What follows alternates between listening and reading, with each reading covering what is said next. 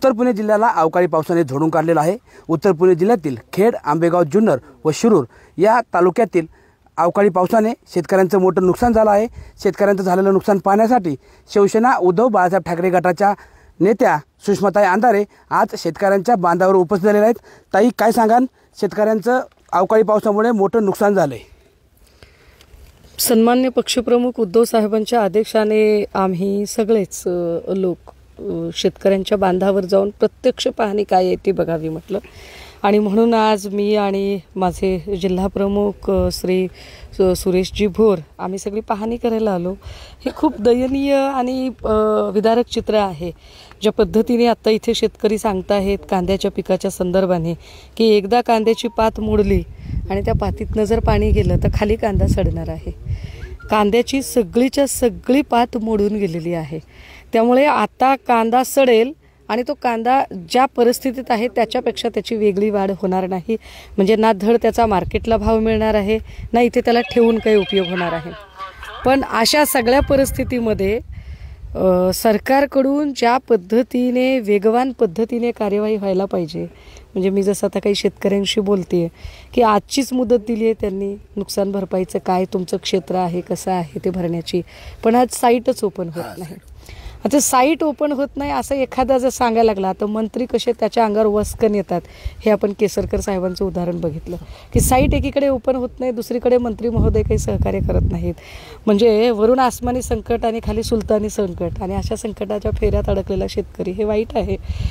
परंतु शेतकऱ्यांची पीक विम्याबाबत सुद्धा खूप तक्रारी आहेत, काय सांगाल? नाही, पीक विमा तर कुठे मिळालंच नाही। शिवसेनेचे आमचे धाराशिवचे लोकप्रिय आमदार श्री कैलास पाटील यांनी भर दिवाळीमध्ये उपोषण केलं, आंदोलन केलं। आत्ता अमरावती, नागपूरमध्ये पण आमचे सगळे शिवसेनेचे पदाधिकारी तिथल्या कृषी अधिकारी आणि विमा कंपन्यांच्या कार्यालयांवरती मोर्चे घेऊन गेले।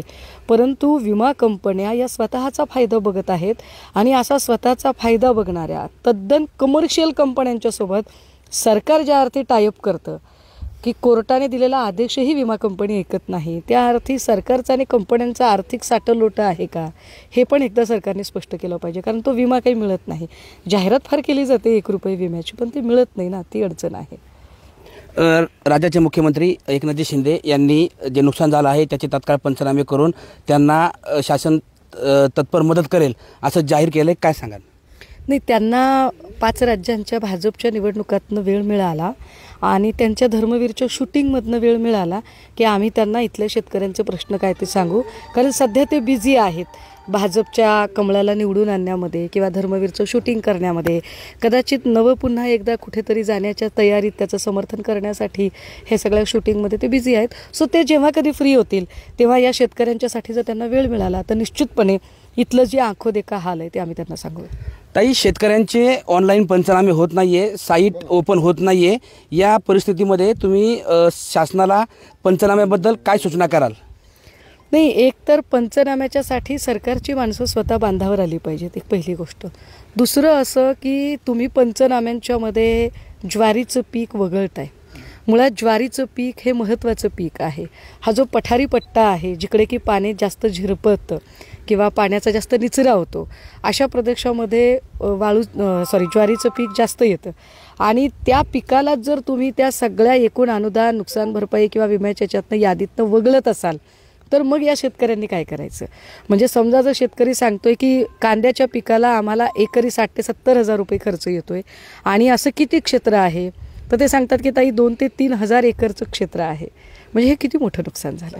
तर याच्यावरती कोणीतरी फार मायनोटली विचार करण्याची, अभ्यास करण्याची, आणि शेतकऱ्यांचा नुसता मी पुत्र आहे म्हणून चालत नाही।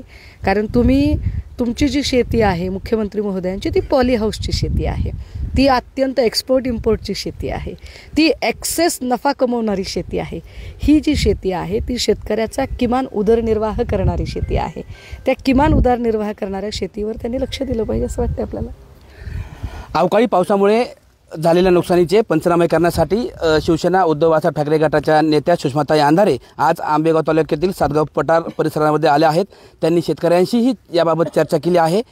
शासनाने झालेल्या नुकसानींचे फक्त ऑनलाईन पंचनामे न करता शासनाचे अधिकारी पंचनाम्यासाठी प्रत्यक्ष शेतावर पाठवावेत अशी मागणी या ठिकाणी सुषमाताई अंधारे यांनी केलेली आहे। टाइम्स नाऊ मराठीसाठी सचिन तोडकर, मंचर.